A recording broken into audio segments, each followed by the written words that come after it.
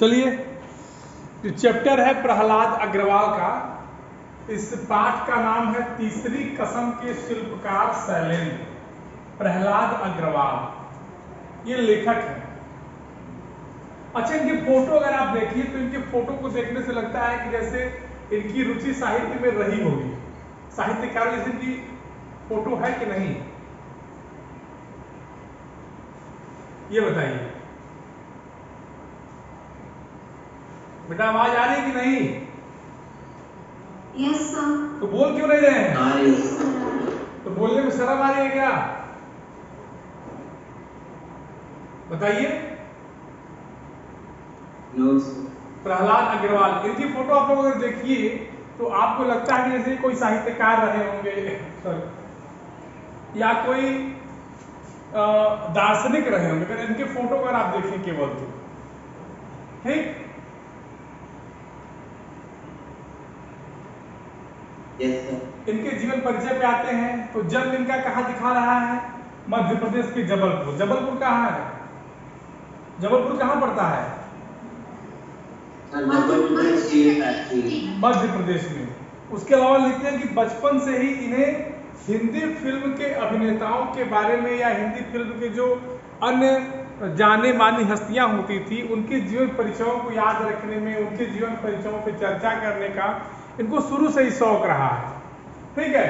और उसी सिलसिले में इन्होंने ये पाठ लिखा है कि तीसरी कसम के शिल्पकार शैलेंद्र, और उनकी कुछ कृतियां भी हैं जैसे सातवां दशक, तानाशाह, मैं खुशबू, सुपरस्टार राज कपूर, आधी हकीकत आधा फसाना, कवि शैलेंद्र, जिंदगी की जीत में यकीन, प्यासा, चिर अतृप्त गुरुदत्त, उताल उमंग, सुभाष घई की फिल्म कला।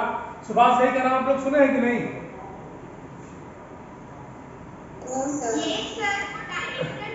डायरेक्टर है, थे नहीं है। ठीक। उसके बाद ये हम पाठ पे सीधे आते हैं। हमारा पाठ है तीसरी कसम के शिल्पकार शैलेंद्र। तीसरी कसम एक फिल्म थी। एक फिल्म थी क्या? एक फिल्म है। तीसरी कसम क्या है? एक फिल्म है। और फिल्म कैसी है? तीसरी कसम फिल्म कैसी है जानते हैं?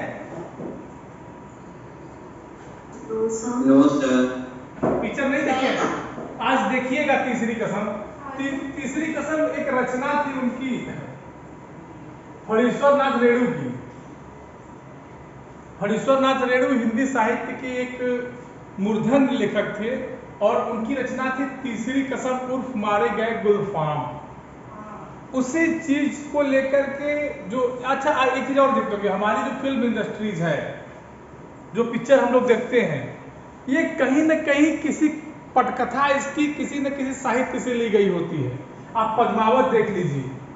पद्मावत देखे हैं? Yes sir. आप वीर जारा देख लीजिए। वीर जारा देखे हैं? वीर जारा,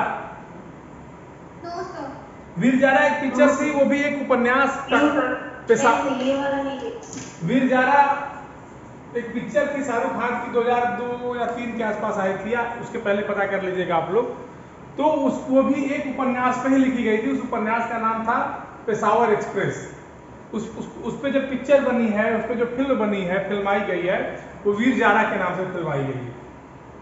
तो इसी तरह से मारे गए गुलफाम पे भी एक फिल्म बनी थी और उस फिल्म में किरदार निभाया था राज कपूर जी ने और वहीदा रहमान जी।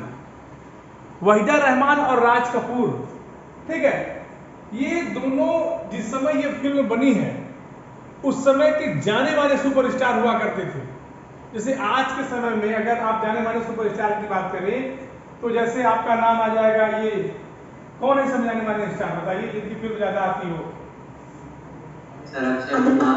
हाँ, अक्षय कुमार हुए, और उसके बाद हाँ राजकुमार राव हुए। ये जो हीरो है, ये जो अभिनेता हैं, इन्हीं अभिनेताओं की तरह कभी राज कपूर और वहीदा रहमान जी भी हुआ करते थे और उनकी पिक्चरें उस समय सुपर डुपर हिट जाया करती थी। ठीक। तो तीसरी कसम के शिल्पकार मानी जो पिक्चर बनी है, ये जो फिल्म फिल्माई गई है, इसका नाम है तीसरी कसम। और शिल्पकार माने जो इसने जिस व्यक्ति ने इस पिक्चर की पटकथा लिखी है उसका नाम है सेलिन।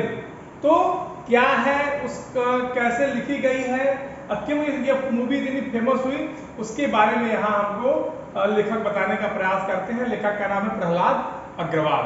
ठीक, कोई दिक्कत यहाँ तक किसी को? ये एक पाठ शुरू करने के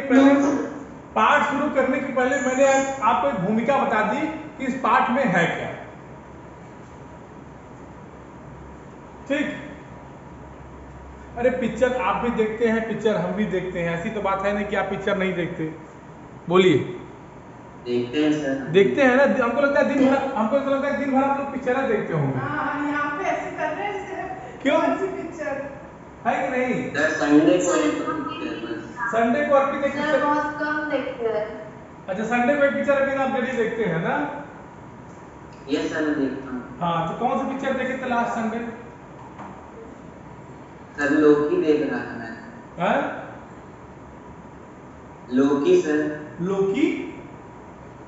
हाँ सर, इंडिया में नहीं, बाहर। अच्छा, बाहर से आप पिक्चरों को और मंगाते सर हैं? मुझे सर मूवीज सर, देखना मैं देखती। अच्छा। सर मैंने भी देखी थी लास्ट ईयर। कौन सी देखी थी? सर मैंने नाम शबाना देखी थी। मतलब आप लोग इंडिया की पिक्चर नहीं देखते हैं, विदेशों की पिक्चर देखते हैं ना? नाम शबाना देखी थी, मुगले आजम। अच्छा, चलिए अब शुरू करें हम लोग, क्योंकि पिक्चर का माहौल बनाना था, पिक्चर की बात थी। तो एक दो प्रश्न अगर आप लोगों से पिक्चर से न पूछते तो आप लोग शायद यहाँ तक न पहुँच पाते। शुरू करें?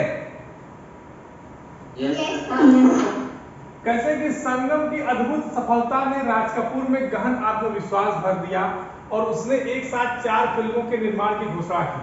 मेरा नाम जोकर, अजंता, मैं और मेरा दोस्त और सत्यम शिवम सुंदरम। संगम एक पिक्चर आई थी, उस पिक्चर में भी अभिनेता थे राज कपूर जी और अभिनेत्री थी वहीदा रहमान जी। और ये पिक्चर भारतीय इतिहास में या भारतीय बॉलीवुड के इतिहास में या भारतीय फिल्म इतिहास में अपने आप में काफ़ी सफल पिक्चर मानी जाती है, काफ़ी सफल फिल्म मानी जाती है। और जब ये पिक्चर इतनी पर्दे पर सफल हुई तो जो उस फिल्म के अभिनेता और अभिनेत्री थे, माने राज कपूर जी और वहीदा रहमान जी, इन लोगों ने एक साथ 4 फिल्म के निर्माण की घोषणा कर दी। कौन कौन सी थी? मेरा नाम जोकर। मेरा नाम जोकर देखे हैं आप लोग? मेरा नाम जोकर। गाना सुने हैं? मेरा जूता है जापानी, ये पतलून इंग्लिस्तानी, सुने हैं? बोलिए। यस सर, सुना है। फिर अजंता, मैं, ये उसी पिक्चर का गाना है, मेरा नाम जोकर का। ठीक, अजंता, मैं और मेरा दोस्त, सत्यम शिवम सुंदरम।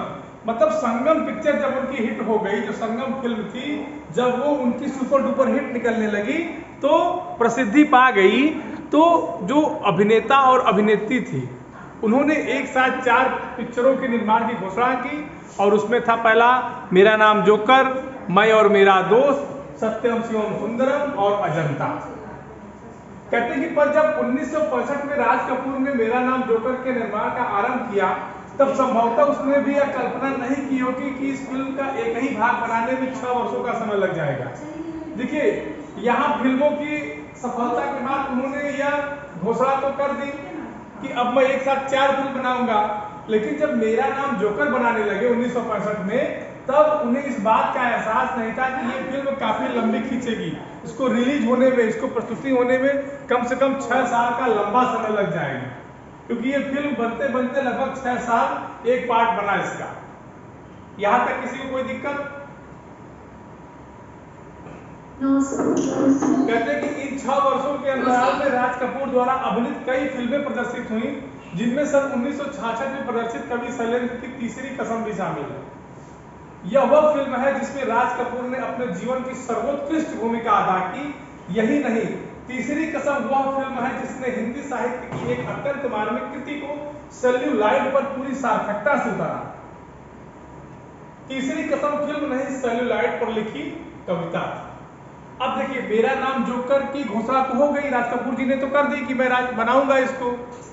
उसके बाद क्या होता है कि उन्होंने मेरा नाम जोकर को बनाने में लगभग 6 वर्षों का समय ले लिया।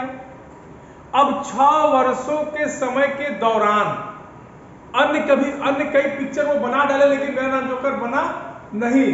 तब उन्होंने क्या किया कि उसके दौरान उस 100 वर्षों के बीच में उन्होंने कई और पिक्चरें दी, लेकिन और उसी में 1966 में प्रदर्शित कवि शैलेंद्र की तीसरी कसम, एक कवि थे शैलेंद्र, उनकी एक कविता थी तीसरी कसम।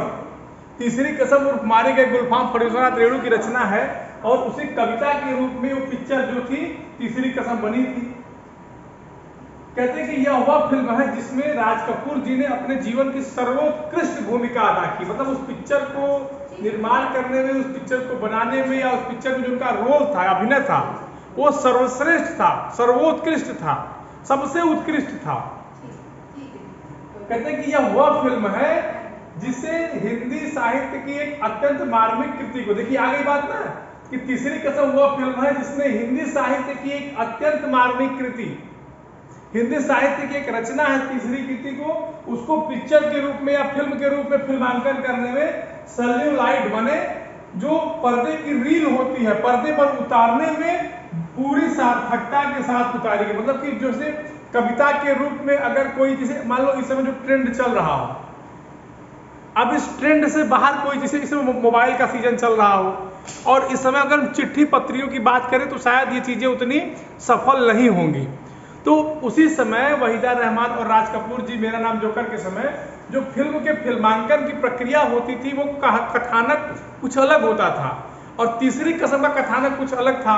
तो एक बार लोगों को लगता है कि कहीं ऐसा न हो कि इस फिल्म की जो हमारे यहाँ फिल्म के बनाने की सार्थकता है वो अलग हो जाए, लेकिन जब तीसरी कसम सेल्यूलाइड पर उतरी है तो पूरी सार्थकता के साथ उतरी है, क्योंकि उसमें जो मेहनत किया है राज कपूर जी और वहीदा रहमान जी ने वो सर्वोत्कृष्ट रहा है। यहां तक किसी को कोई दिक्कत? No sir. No sir. समझ में आ रहा है? Yes sir. Yes sir. तो आप लोग पिक्चर उच्चर देखा करिए समय के साथ। हाँ अच्छा, आशीष पटेल है, अभिषेक पटेल है, आशीष तिवारी है, हरिओम है, हर्ष मिश्रा है, हर्ष तिवारी है, मोहम्मद अशद है, सुमित भारद्वाज, तन्मय द्विवेदी, विनय यादव, पंकज पाल, ये लोग हैं।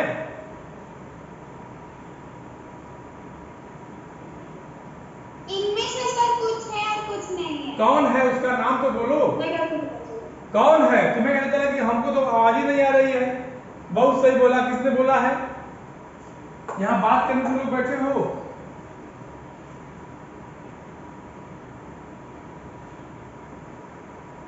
कौन बोला है कि तुम्हें कैसे पता चला, जरा हमको ये बताओ।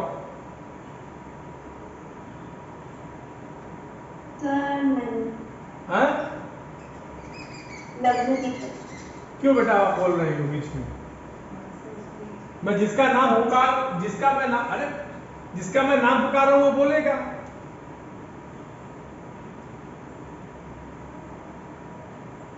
ठीक, यहां तक किसी कोई दिक्कत? No sir. Please set on the large gallery view. Our video is not visible. हमारी वीडियो दिख नहीं रही है?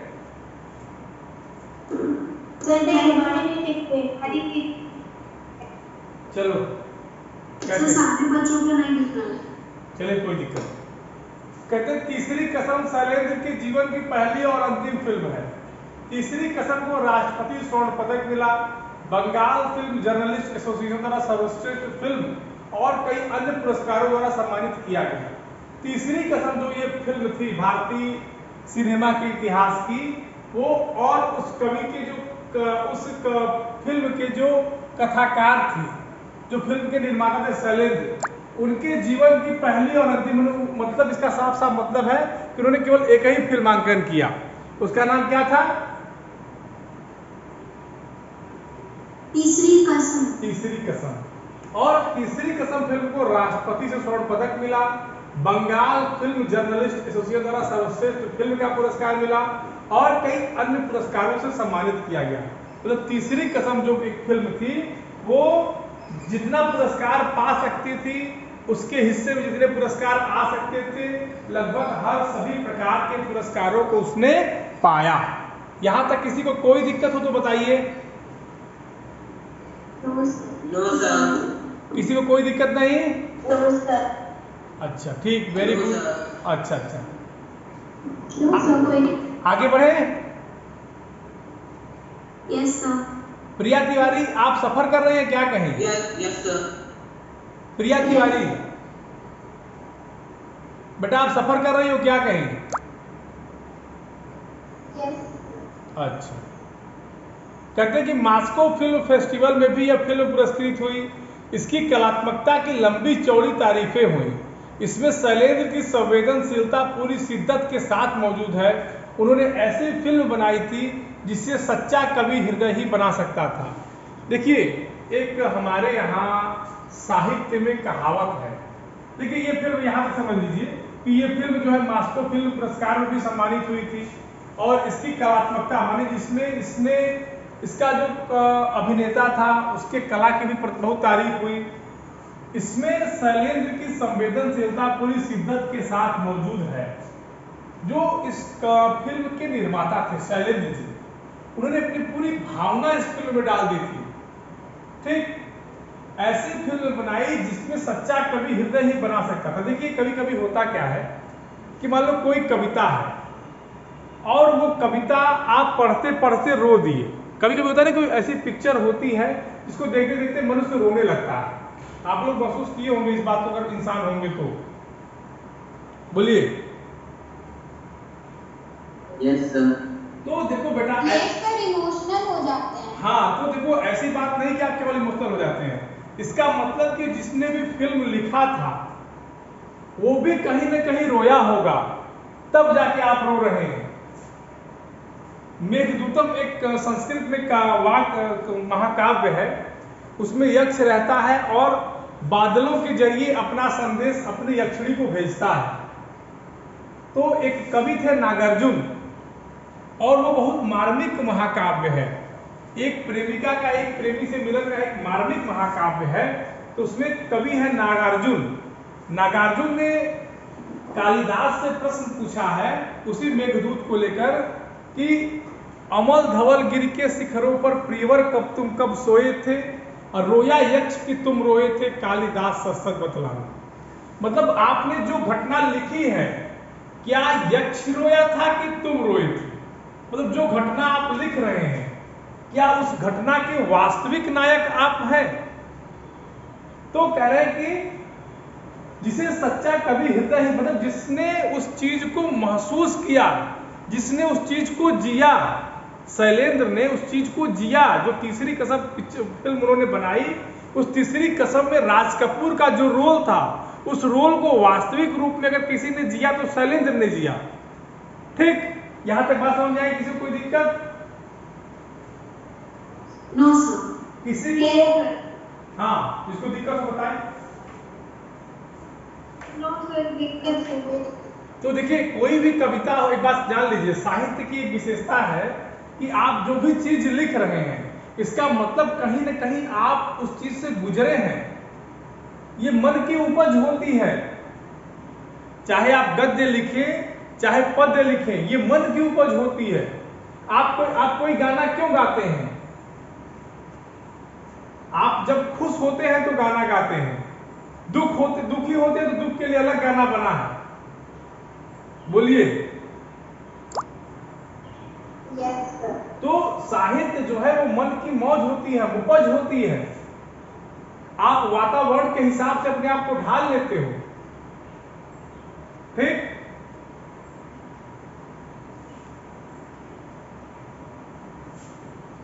आगे देखिए, कहते हैं कि शैलेंद्र ने राज कपूर की भावनाओं को शब्द दिए हैं। राज कपूर ने अपने अनन्य सहयोगी की फिल्म में उतनी ही तन्मयता के साथ काम किया, किसी पारिश्रमिक की अपेक्षा किए बगैर। राज कपूर की भावना, मतलब क्योंकि उस पिक्चर के या उस फिल्म के जो अभिनेता थे वो राज कपूर जी थे, और राज कपूर जी ने, और उनके मित्र कौन थे? शैलेंद्र जी। तो शैलेंद्र जी ने जो चीज चाहा, जो चीज वो जिए थे, उस चीज को राज कपूर से चाहते थे, और राज कपूर ने अपने मित्र को बिना निराश किए, राज कपूर जी ने अपने मित्र को बिना निराश किए और बिना किसी पारिश्रमिक माने बिना किसी अर्थलोभ की अपेक्षा किए बगैर उस फिल्म को सर्वश्रेष्ठ बनाने में अपनी महत्वपूर्ण भूमिका अदा की। यहां तक किसी को कोई दिक्कत हो तो बता दी। ठीक। शैलेंद्र ने लिखा था कि वो राज कपूर के पास तीसरी कसम की कहानी सुनाने पहुंचे तो कहानी सुनकर उन्होंने बड़े उत्साह पूर्वक काम करना स्वीकार कर लिया, पर तुरंत गंभीरता पूर्वक बोले मेरा पारिश्रमिक एडवांस देना होगा। जब ये तीसरी कसम, ये जो कहानी होता है ना कि जब पहले कोई भी फिल्म जब शूट होती है, जब कोई भी फिल्म रिलीज होती है, पर्दे पर आती है, तो उसकी कहानी पहले उस फिल्म के अभिनेता को पढ़ाई जाती है कि आप कहानी पढ़िए। तो यही घटना तीसरी कसम फिल्म बनाते समय हुई, जब राज कपूर जी के पास उनके मित्र शैलेंद्र जाते हैं और शैलेंद्र उनसे कहते हैं कि आपको इस फिल्म में अभिनेता के रूप में कार्य करना होगा। तो उस फिल्म की कहानी को पढ़ने के बाद राज कपूर जी तैयार भी हो जाते हैं और कहते हैं कि मुझे आपको अग्रिम एडवांस में क्या करना होगा, पारिश्रमिक माने पैसा आपको पहले चाहिए। ठीक।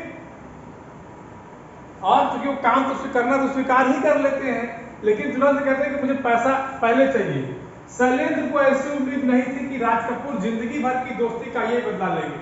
अब शैलेंद्र को लगता है कि राज कपूर हमारे इतने अच्छे मित्र हैं, अभी पैसा मिला नहीं, पिक्चर बनी नहीं, शूटिंग हुई नहीं और पहले इनको पैसा ही चाहिए।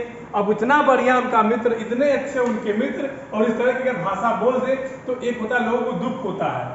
शैलेंद्र का मुरझाया हुआ चेहरा देखकर राज कपूर ने मुस्कुराते हुए कहा निकालो 1 रुपया मेरा पारिश्रमिक। और जब मित्र के चेहरे पर वो उदासी देखते हैं, कौन, राज कपूर जी, तो तुरंत हंसते हुए कहते हैं कि अरे पागल, 1 रुपया निकालो, मेरा वही पारिश्रमिक है। ठीक, ऐसे मित्रता होती थी। शैलेंद्र राज कपूर के इस याराना मस्ती से परिचित तो थे, लेकिन एक निर्माता के रूप में बड़े व्यावसायिक सूझबूझ वाले भी चक्कर खा जाते हैं।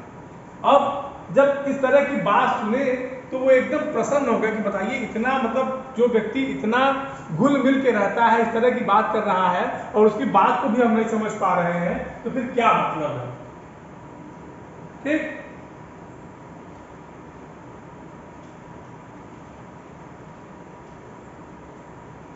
किसी कोई दिक्कत?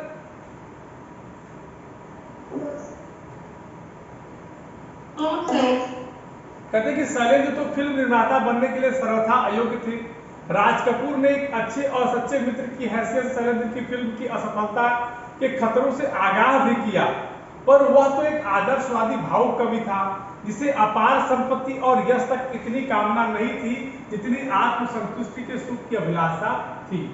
देखिए, लिखते हैं कि जो शैलेंद्र, जो इस फिल्म के डायरेक्टर निर्देशक हुआ करते थे, राज कपूर जी जो इस पिक्चर के हीरो थे, उन्होंने शैलेंद्र को समझाया कि ये पिक्चर आपकी जो फिल्म आप बना रहे हैं ये सफल होगी कि नहीं होगी, इसकी कोई गारंटी नहीं है, क्योंकि ये जो फिल्म आप बना रहे हैं ये वर्तमान समय के लीक से हटकर है।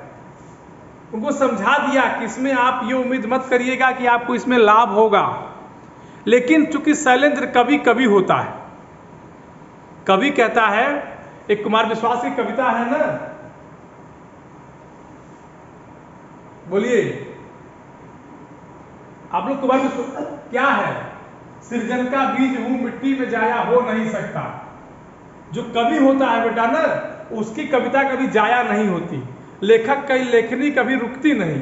अब उनको, माने किसको, शैलेंद्र को उस फिल्म से कमाए गए पैसे से या उस फिल्म के फ्लॉप होने पर, न चलने पर होने वाली हानि से, अपयश से कोई भय नहीं था। वो चूंकि आत्मसंतुष्टि के लिए केवल उनकी फिल्म जो है फिल्मांकन उसका हो जाए, वो आदर्शवादी थे। आदर्शवादी समझते हैं, वो धन की इच्छा नहीं करता।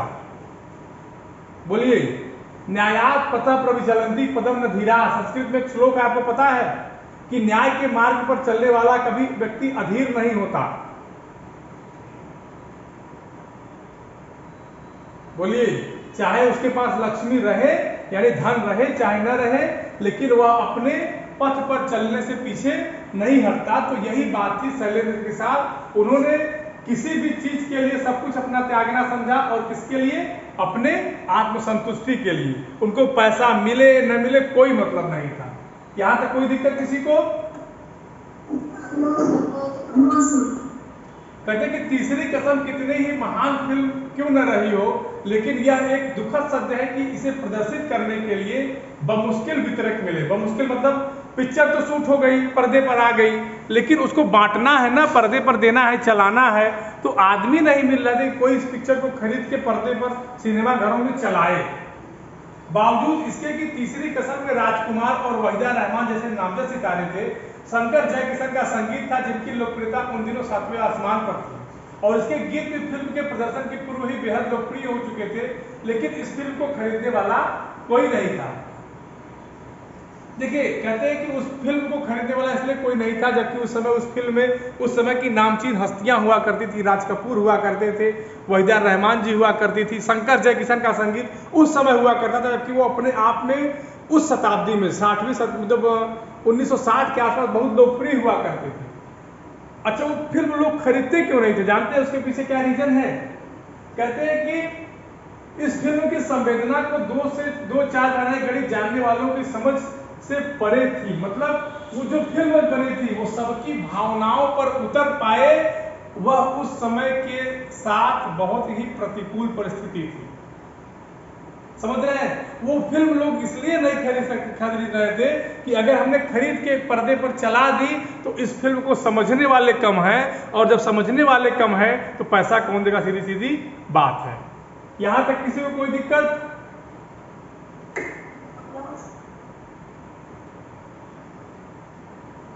कहते हैं कि उसमें रची बसी करुणा तराजू पर तोली जा सकने वाली चीज नहीं थी, इसलिए बमुश्किल जब तीसरी कसम रिलीज हुई तो इसका कोई प्रचार प्रसार नहीं हुआ। फिल्म कब आई कब चली गई मालूम ही नहीं पड़ा। मतलब कि उस फिल्म में जो चीज दिखाई गई थी उसको किसी भी तराजू पे रख के मैंने कहीं से भी कोई तुलना नहीं थी। इतनी सुपर पिक्चर थी, इतनी बढ़िया पिक्चर थी वो। और चूंकि वो पिक्चर इतनी, लोग बताते थे कि इतनी समझ के बाहर लोगों की थी कि कब आई, मतलब कब रिलीज हुई कब चली गई पता नहीं चला, लेकिन बहुत ही हिट, बहुत पॉपुलर हुई। क्लियर? Yes. किसी को कोई दिक्कत यहाँ Yes, तक? यहाँ तक किसी को कोई दिक्कत? No sir. No, sir. No, sir. ऐसा नहीं है कि शैलेंद्र 20 सालों तक फिल्म इंडस्ट्री में रहते हुए भी वहां के तौर तरीकों से नावाकिफ थे। नावाकिफ माने जिससे जान पहचान न हो, वाकिफ माने जान पहचान। कहते हैं कि जो शैलेंद्र है फिल्म इंडस्ट्री में 20 साल तक रहे और वहां भी ऐसी बात नहीं थी कि वहां के तौर तरीकों को न जानते थे, परंतु उनमें उलझकर वो आदमियत नहीं खो सके थे। मतलब कि जो उनकी अपनी भावना थी, जो उनकी अपनी मानसिकता थी, जो उनके अपने व्यवहार थे, उस फिल्म इंडस्ट्रीज में इतनी बड़ी चीजें होती थी, लेकिन व्यक्ति अपने व्यक्तित्व से पीछे नहीं हटते थे। कौन? शैलेंद्र जी। हाँ?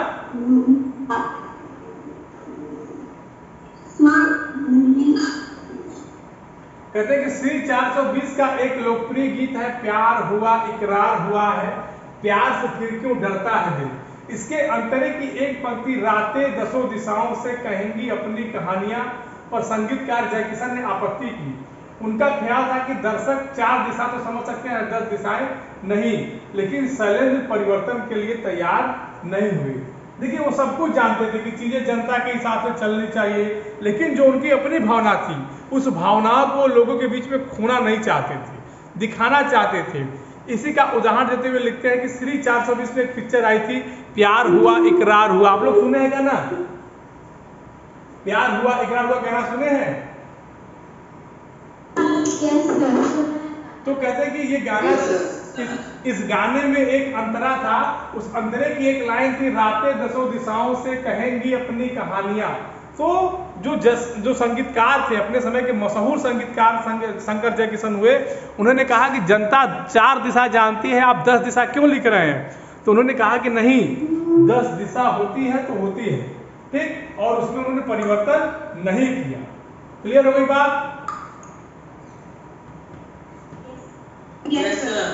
किसी को कोई दिक्कत यहाँ तक? Yes, sir. No sir. Sir, पर अब फिल्म में हमारे यहाँ कितने मतलब महीनों में क्या बेटा? तैयार हो जाती है एक फिल्म? हमारे यहाँ फिल्म देखो बेटा, वो तो आज हमारे फिल्म। हाँ, और बेटा वो फिल्म निर्माता के ऊपर निर्भर करता है ना कि फिल्म निर्माता कितने बड़े पिक्चर बना ले, समझ रहे हैं?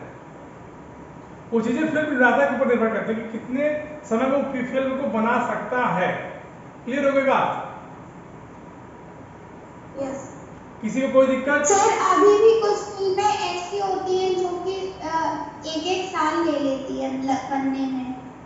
बेटा वो निर्माता के ऊपर होता है ना कि कब वो पिक्चर बनाए, कब वो कैसे करे, कैसे शूटिंग करनी है, वो हर चीज उनके ऊपर डिपेंड करता है। किसी को इतने में कोई दिक्कत? कशिश सो रही हो क्या? कशिश यस सर सो रही हो?